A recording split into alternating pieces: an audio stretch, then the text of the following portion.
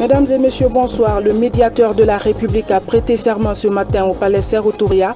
Il a pour mission de régler par la médiation les réclamations concernant le fonctionnement des organes et services de l'État, entre autres. 3 députés guinéens prennent part aux travaux des 79 pays membres de l'ACP à Bruxelles. La Guinée concentre l'attention sur l'après-Ebola. Le parc national du Badiar, classé au patrimoine de l'UNESCO, est en ruine, une réserve naturelle située entre Koundara et la frontière avec le Sénégal. Mesdames et messieurs, bonsoir. Avant de développer ces titres, ce décret dès 2015-041 PRG SGG portant nomination du grand chancelier des ordres nationaux de Guinée. Le président de la République décrète, article 1er. M. Moriba Kourouma, commandant de douane à la retraite, est nommé grand chancelier des ordres nationaux de Guinée. Article 2. Le présent décret qui prend effet à compter de sa date de signature sera enregistré et publié au journal officiel de la République. Conakry le 18 mars 2015, signé professeur Alpha Condé. Nommé le 7 janvier 2011 aux fonctions de médiateur de la République, le général Fassiné Touré a prêté serment ce mercredi 18 mars à Sékou-Touria. Il faut rappeler que le médiateur de la République est nommé pour un mandat de 7 ans non renouvelable. Plusieurs personnalités du pays ont assisté à la cérémonie. Reportage Sanassi Keita. Je jure de bien et fidèlement remplir mes fonctions de médiateur de la République, de les exercer en toute indépendance et en toute impartialité, dans le respect des lois de la République et de ne révéler aucun secret que j'aurais obtenu pendant et après l'exercice de mes fonctions. Je le jure. En prêtant serment ce 18 mars 2015, le médiateur de la République mesure parfaitement l'immensité des tâches qui l'attendent. Celle surtout de régler par la médiation les réclamations concernant le fonctionnement des organes et services de l'État, des collectivités territoriales, des établissements publics et de tout organisme investi d'une mission de service public dans leurs relations avec les administrés. Que peuvent attendre les citoyens du médiateur de la République? Pour leur part, les citoyens disposent d'importantes prérogatives vis-à-vis des médiateurs de la République. C'est ainsi que toute personne physique ou morale qui estime à l'occasion d'une affaire la concernant que les organismes de l'État, des collectivités territoriales, des établissements publics et de tout organisme investi d'une mission de service public n'a pas fonctionné conformément à sa mission, doit de service public peut, par une réclamation individuelle, écrite ou orale, saisir le médiateur de la République. Le médiateur peut également se saisir d'office de toute question relevant de sa compétence chaque fois qu'il y a des motifs sérieux et réels de croire qu'une personne ou un groupe de personnes a été lésé ou peut vraisemblablement l'être par l'acte ou l'omission d'un organisme public ou concessionnaire de services publics. Aujourd'hui, le président de la République attend du médiateur de la République, le général Fassiné Touré, des résultats réels allant dans le sens de la fondation d'un État de droit. J'attends de sa part des actes de dévouement, de loyauté, de rigueur exemplaire dans le traitement diligent des dossiers dont il est saisi, en respectant scrupuleusement la réglementation en vigueur. Pour ma part, soyez assuré, monsieur le médiateur de la République, de toute ma compréhension pour une collaboration franche et loyale dans l'intérêt des usagers de l'administration publique. À cet égard, je veillerai au respect strict par toutes les administrations concernées par vos activités du principe d'indépendance dont vous bénéficierez par la Constitution et la loi. Pour leur part, les usagers de l'administration publique et les citoyens guinéens en général ne peuvent que se réjouir de l'avènement de cet interlocuteur privilégié, chargé de trouver des solutions satisfaisantes aux préoccupations qu'ils peuvent avoir du fait de la puissance publique. Aussi, je souhaite vivement que les bénéficiaires des services du médiateur de la République fassent un usage rationnel en ne soumettant que les questions qui relèvent de sa compétence et pas plus. Le médiateur de la République est nommé par le président de la République pour un mandat de 7 ans, non renouvelable. C'est un organe intercesseur gracieux et indépendant entre l'administration publique et les administrés. Restons avec Sanassi Keita pour suivre la réaction de certains invités témoins de l'événement.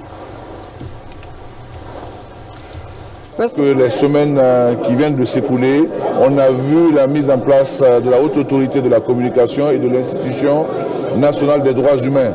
Aujourd'hui, le médiateur a prêté serment et le dispositif va continuer à se mettre en place avec l'arrivée de la Cour constitutionnelle et de la Cour suprême rénovée.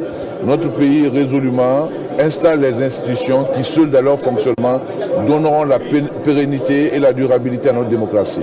Pour le système des Nations Unies, l'installation de cette institution vient à point nommé parce que, comme vous le savez, c'est une personnalité qui avait été nommée depuis quelque temps et l'officialisation de sa nomination va un peu réconforter les Guinéens pour la gestion des conflits. Donc, surtout en cette période où on s'oriente vers des périodes plus ou moins tendues, je pense que le médiateur sera pour une importance capitale pour la Guinée. Je crois que ce acte de serment accomplit une des étapes importantes de la marche de la Guinée vers une démocratie réelle. Nous estimons que les garanties d'indépendance, d'impartialité consacrées par la loi organique seront respectées scrupuleusement par l'homme qui a été investi à cette fonction et que les citoyens guinéens feront bon usage de cette nouvelle institution. De l'Assemblée nationale, nous sommes venus à l'affirmation de la Cour suprême, pourquoi pas à la haute autorité de communication. Aujourd'hui, c'est le médiateur de la République. Cela explique la volonté politique du président de mettre les citoyens dans toutes les garanties, de les ouvrir les droits qui leur sont dévolus, le droit de l'homme. Chaque citoyen a désormais, qu'il soit du public ou du privé, des recours, de nouveaux recours à côté de la justice pour s'affirmer, pour revendiquer, mais sur des bases rationnelles conformément à la loi. La fonction publique. L'actualité ce soir, c'est la mise en place d'un cadre de concertation et de pilotage pour le suivi des réformes engagées par le département depuis 2011. 3 jours pour travailler sur l'harmonisation des dites réformes et comment les rendre plus efficaces. Plusieurs résolutions sont attendues à l'issue des travaux. Des recommandations qui devraient aboutir à un plan coordonné de l'ensemble des actions menées dans les services publics. Reportage Mamadi Terna Kamisuko. Ont été opérés dans les services de l'administration publique guinéenne pour mieux harmoniser et coordonner la mise en œuvre et le suivi de l'exécution de ces réformes. Une feuille de route et un plan d'action opérationnel sont attendus. De 2011 à 2015, il y a eu une série de réformes dans tous les secteurs de la vie nationale. Et le constat est que ces réformes sont menées en solo, c'est-à-dire elles ne sont pas intégrées, elles ne se déroulent pas dans un cadre concerté. Donc aujourd'hui, nous organisons cet atelier pour dire où en sommes-nous. Les différents points focaux du programme de réforme de l'État et de modernisation de l'administration feront au cours de ces 3 jours l'état des lieux de l'ensemble des initiatives. Mais déjà, les partenaires qui accompagnent la Guinée se félicitent des résultats obtenus. Nous voyons des avancées, par exemple sur les plans démocratiques et institutionnels, avec l'initiation de réformes essentielles pour la Guinée, mais nous voyons aussi des difficultés liées aux réticences au changement et la faiblesse des moyens aggravée par l'épidémie d'Ebola. Pour le gouvernement guinéen, l'engagement est pris pour conduire à terme toutes les réformes entreprises. Il y a beaucoup de choses qui ont été faites, il y a encore beaucoup de choses à faire, notamment en termes de mise en cohérence, en termes de décentralisation, en termes d'efficacité et d'efficience de l'administration publique. Parmi les projets phares en cours d'exécution figure l'assainissement du fichier de la fonction publique avec le retrait de plus de 9000 agents fictifs, le rajeunissement et la féminisation de l'administration ainsi que la création d'une école nationale d'administration. La suite de la tournée du président de l'Assemblée nationale, l'honorable Claude Korikondiano, a sillonné quelques districts, un contact direct avec les populations de la région forestière pour restituer le bilan des activités de l'hémicycle, une visite de terrain placée également sous le signe de la lutte contre l'épidémie d'Ebola. Robert Siditono, Mohamed Souma, reportage. Après les différentes préfectures de la région forestière, le président de l'Assemblée nationale a sillonné quelques sous-préfectures et districts de la préfecture de Kissidougou. De Ferme-Sadou en passant par Gendemilumou, Kondiadou, Brouadou et Kebali, honorable Claude Kori Kondiano a partout expliqué le rôle de l'Assemblée nationale et remercié les populations de ces localités pour le combat mené contre la fièvre hémorragique à virus Ebola. Au niveau des sous-préfectures comme au niveau des districts, tout s'est passé dans d'excellentes conditions. J'ai livré des messages que les populations ont écoutés avec beaucoup d'intérêt et j'espère que tous les conseils que j'ai donnés aux uns et aux autres seront appliqués. Satisfaites de la visite, les populations ont signifié leur soutien aux idéaux de changement prônés par les autorités. Elles ont ensuite demandé l'apport de l'Assemblée nationale pour le développement socio-économique de leur localité. Ebola ici, on a endeuillé plus de 8 villages. Ces 8 villages, on a un total de 50 morts. Si aujourd'hui, on arrive à recevoir le président de l'Assemblée pour venir partager ses douleurs avec nous, nous nous réjouissons à plus d'un titre. Profitant de cette visite très brillante pour tendre la main à nos chers chefs, le président de l'Assemblée, le président de la République, pour encore en faire plus dans le domaine de la continuation de la route jusqu'à Mazanta. À Ferme-Sadou, par exemple, où la fièvre hémorragique à virus Ebola a fait plusieurs victimes, l'implication réelle du président de l'Assemblée nationale à travers la sensibilisation et son soutien moral a fait qu'aujourd'hui, cette sous-préfecture qui était la plus touchée de Kissidougou ne compte plus de cas. Pour louer les efforts déployés par le président de l'Assemblée nationale, Ferme-Sadou l'élève au rang des citoyens d'honneur.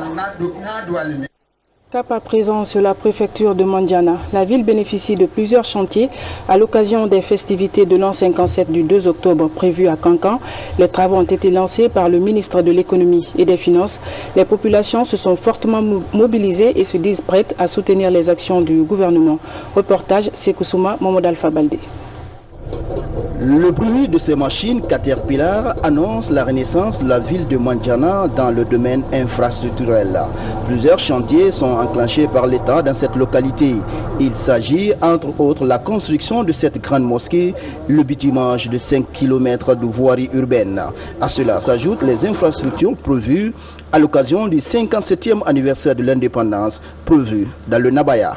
Je voudrais donc, au nom de toute la population de Mandiana, remercier très sincèrement le président de la République pour le soutien, l'attention qui prête, plus particulièrement à toute la Mandiana aujourd'hui. En lançant les travaux de ces ouvrages, le gouvernement entend promouvoir ce genre d'initiative à travers tout le pays, ce pour renforcer la présence de l'État.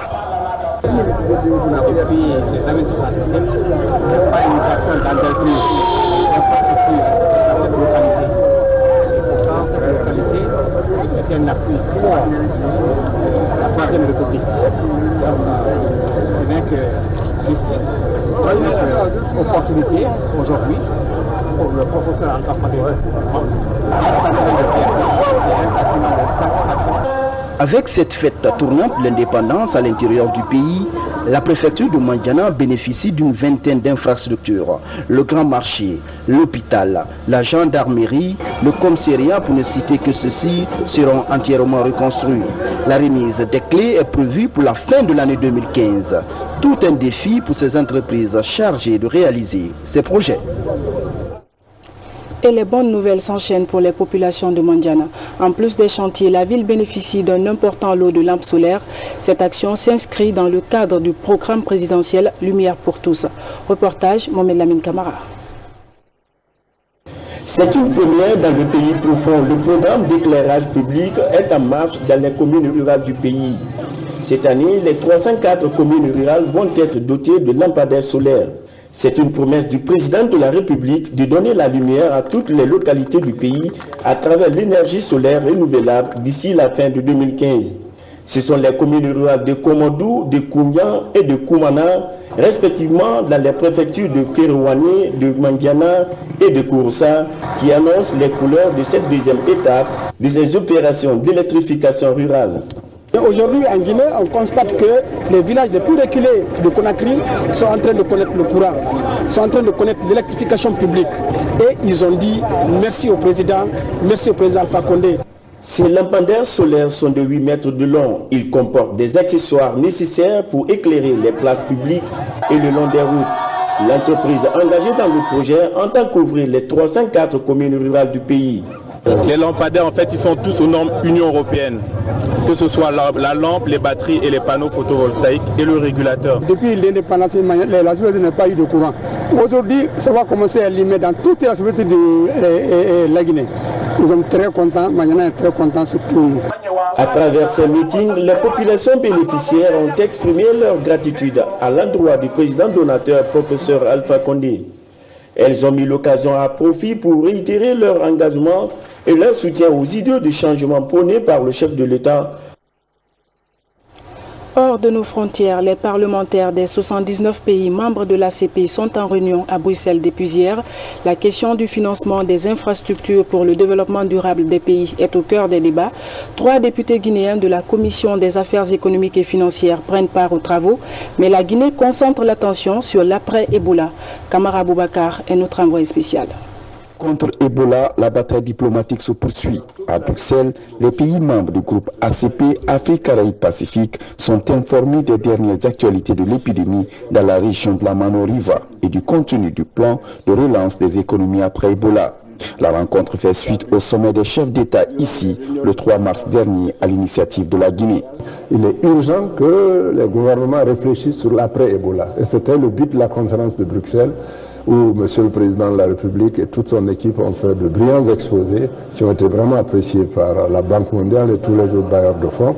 Et Bruxelles a servi, si je peux le dire ainsi, de soubassement, de faire le diagnostic, de faire un constat et de voir qu'est-ce qu'il faut faire pour l'avenir. Il ne faut pas attendre que nous déclarons Ebola 0 pour lancer nos plans de développement. C'est maintenant qu'il faut réfléchir. Et nous espérons maintenant que la réunion de la Banque mondiale qui se tiendra au printemps à Washington, au mois d'avril, permettra de retrouver les fonds, de chercher les fonds nécessaires pour la réalisation des différents projets que nos 3 gouvernements ont présentés à Bruxelles. Les remontées d'informations en provenance des pays frappés par Ebola sont rassurantes. 0 cas au Libéria, 3 cas en Sierra Leone et de l'espoir en Guinée. Mais pour les pays ACP, la vigilance est de mise. Nous nous félicitons que ça y a sa fin.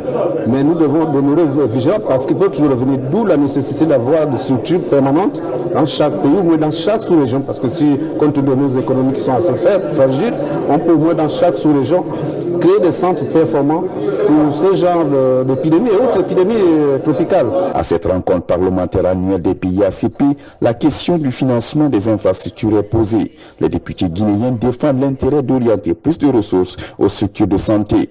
Dans le programme d'appui de l'Union européenne au secteur privé en Afrique de l'Ouest, un fonds de 6,5 milliards d'euros est prévu. L'avènement de cette épidémie à virus Ebola montrait la fragilité, disons, de nos systèmes de santé. Parce qu'il y a peu d'infrastructures, il n'y a pas eu beaucoup d'accompagnement. Je pense que nous allons profiter, disons, de la mise à disposition de financement pour faire un soutien particulier au secteur de la santé, pour qu'il y ait plus d'infrastructures, qu'il y ait plus de médecins soignants, que les médecins soient plus proches des populations cibles. Donc une redistribution des cartes en matière de santé publique s'avère indispensable. Face à Ebola, diplomates et députés guinéens embauchent la même trompette pour préparer l'après-épidémie et redresser les économies. Belles images à Bruxelles. Face à Ebola, les députés guinéens de la mouvance et de l'opposition affichent l'unité et la concorde nationale. L'équipe de la Commission des affaires économiques et financières défend le programme de redressement après Ebola. La portée de l'esprit est expliquée par 2 des 3 députés à Bruxelles, où se tiennent les rencontres parlementaires des pays ACP.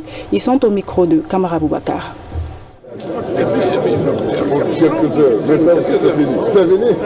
Au-delà de nos différences politiques, nous avons un point commun, c'est la Guinée d'abord.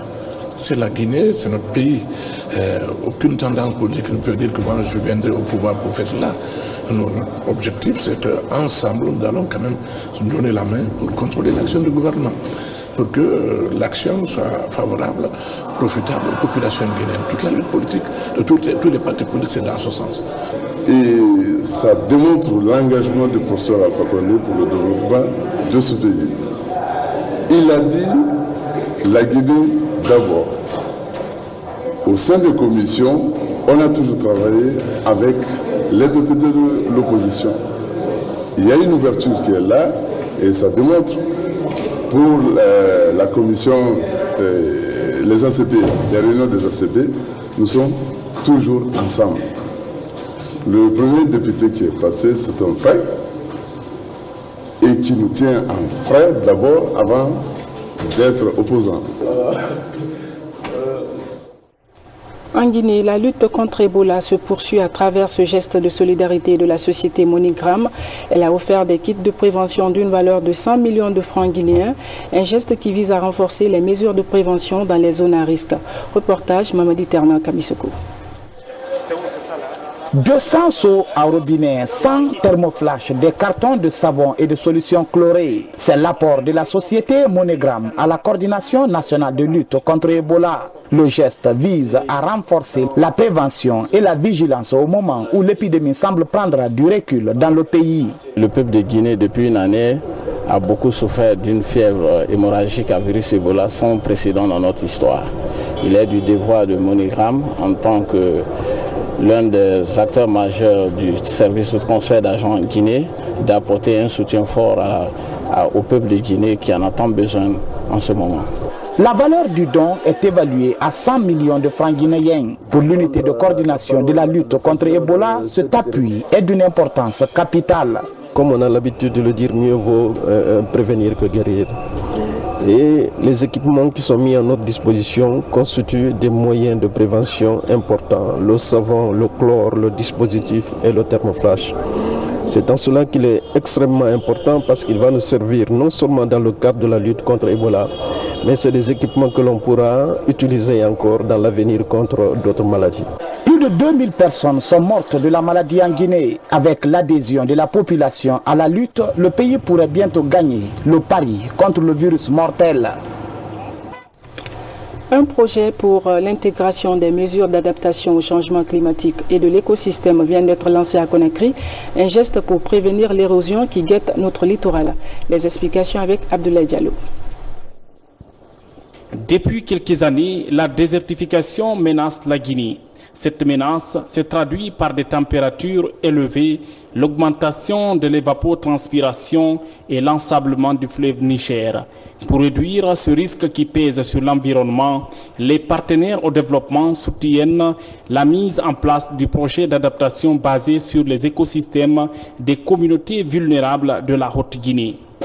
Quand nous prenons la zone de la Haute-Guinée, qui est une zone transitoire entre la savane et les autres parties de la Guinée, il se trouve que c'est dans cette zone qu'il y a ce que nous savons comme coupe abusive du bois, comme feu de brousse, comme dégradation sur les berges de nos fleuves, le fleuve Niger, comme présence des briqueteries le long des fleuves, comme braconnage et tout ce qu'il y a comme méfaits pouvant concourir à ce que nous arrêterons aujourd'hui comme changement climatique. Il est question pour les participants de réfléchir sur des stratégies à adopter pour toucher les principaux bénéficiaires.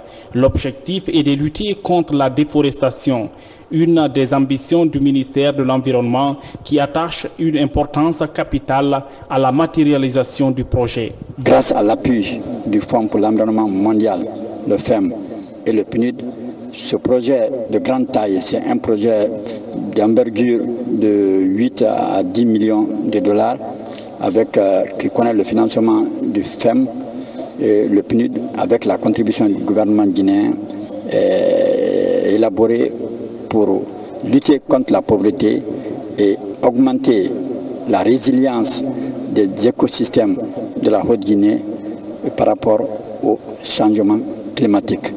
Selon les statistiques, la Haute-Guinée est aujourd'hui la région la plus menacée de désertification. Autre aspect de l'actualité nationale, le parc national du Badiar, classé au patrimoine de l'UNESCO, est aujourd'hui en ruine. Cette réserve naturelle située entre la localité de Koundara et la frontière avec le Sénégal ne bénéficie d'aucun financement pour sa réhabilitation. C'est du moins le constat de nos reporters Abdoulaziz Baldé, Abdelkarim Kamara. À 10 km du centre-ville de Koundara, le parc national du Bayar est l'un des plus grands de l'Afrique de l'Ouest. Il dispose d'une superficie de 284 000 hectares. Aujourd'hui, ce site vit un état de dégradation à cause de son enclavement et le manque de suivi. C'est dans ce contexte que le ministre en charge du tourisme est arrivé sur le terrain pour faire un état des lieux. Depuis l'arrêt de ce financement, le parc n'a pas bénéficié de financement. Donc, vous le verrez tout de suite. Mais grâce à la collaboration, à notre stratégie de travail, parce que notre stratégie et notre démarche elle est purement participative, elle implique les collectivités et les bénéficiaires à la base dans le cadre de la gestion de ces ressources. Le parc national du Bayar possède plusieurs valeurs écologiques, avec pour objectif la gestion durable des différents écosystèmes naturels et la concertation pour un échange d'expériences dans le domaine environnemental. Pour préserver ces acquis, le partenariat public-privé est exploré. Moi, j'ai eu l'occasion de visiter ce parc en 2000 parce que notre département a eu donc l'honneur de présenter ce parc à l'exposition universelle de Hanovre 2000. Et aujourd'hui, le constat, vraiment, il est alarmant. Les dispositions sont en train d'être prises pour quand même redonner vie à ce parc. Grâce au professeur Alpha Condé, ce parc va revêtir son vrai vêtement. L'ambition du professeur Alpha Condé, c'est que ce parc réponde aux normes internationales. Créé le 30 mai 1985, le parc national du Bayar a été financé par la communauté économique européenne. Depuis 2005, il n'a bénéficié d'aucun financement. Les habitants du Bayar se tournent désormais vers le gouvernement guinéen pour faire de Koundara un potentiel touristique. Demain s'ouvre à Paris le Salon du Livre, un rendez-vous de l'Harmattan Guinée pour promouvoir la lecture et les auteurs guinéens. Cette année, le Comigi s'associe à l'événement pour tenir les stands de la littérature guinéenne. Alia Kamara. La promotion de la lecture est un des objectifs que s'est fixé la maison d'édition L'Harmattan Guinée. Et les rendez-vous annuels autour du Salon du Livre sont l'illustration de cette ambition. Même si l'événement se déplace à Paris, il a la même saveur, promouvoir la littérature guinéenne. Et cette année, le comité Miss Guinée envoie ses ambassadrices de la beauté tenir les stands guinéens. Miss Guinée au stand, ça attire l'attention. Et promouvoir la culture par ce biais-là, c'est une chose intéressante. Essayer de vendre les livres de gens, essayer de vendre la culture guinéenne et montrer aux gens combien c'est intéressant de lire guinéen. En effet, j'adore la lecture, donc je vais essayer déjà de promouvoir des livres guinéens que j'ai lus, déjà montrer comment c'est passionnant de lire guinéen puisque je suis une amoureuse de lecture, dans ma famille tout le monde lit et donc je pense que c'est pas une corvée pour moi mais c'est plutôt une grande joie. Le 12 ans du livre est d'abord un acte à saluer vu que ça nous permet de mettre en valeur non seulement les lecteurs, les auteurs et les œuvres dans notre pays. Donc aller représenter la Guinée en France pour vraiment le Salon du Livre me passionne et vu que je suis une amoureuse de lecture donc je pense que c'est un truc qui rime avec moi. Le Salon du Livre aborde la protection de l'environnement comme thème central. Une vision qui rime avec le tourisme, thème du concours Miss Guinée 2015. La participation du Comigi aux côtés de l'Harmattan Guinée s'inscrit dans le cadre du renforcement d'une collaboration qui existe depuis déjà très longtemps. Ça fait 7 ans que nous avons la chance de participer à ce salon, ce qui indique que la collaboration avec Harmattan Guinée ne fait que se renforcer. C'est un rendez-vous de grande importance où nous avons la chance de rencontrer d'énormes écrivains réputés, renommés. Et en tout cas, c'est toujours un honneur pour moi et le comité d'y participer. Après le Salon du Livre à Paris, le Comigi doit se concentrer sur quelques rendez-vous importants cette année. Pour la 3e fois de suite, la Guinée prendra part au concours Miss Monde. Ce sera en Russie. Sport football pour boucler cette édition. Le stade du 26 mars de Bamako a servi de cadre le week-end dernier au match aller des 16e de finale de la Coupe de la CAF version 2015. Le Orea AC recevait la Sochlef d'Algérie. Score final 1-0 en faveur des Guinéens. Mbembaba, Isiagasila, envoyé spéciaux. Dès l'entame de cette rencontre, les Algériens affichent clairement leur choix qui consiste à bercer le Orea jusqu'au coup de sifflet final. Une stratégie qui les réussira tout de même au cours des 45 premières minutes, même s'ils ont eu chaud à la 35e et 36e. 0 but partout et le score à la pause. À la reprise, la Sochlef radicalise son jeu très bas face à un Orea en manque d'inspiration et de repères, à l'image de ce plat d'or refusé. C'est presque les larmes aux yeux que les supporters du RAC découvrent l'obtention d'un pénalty que Ben Youssouf Kamara transforme consommera dans les arrêts du jeu.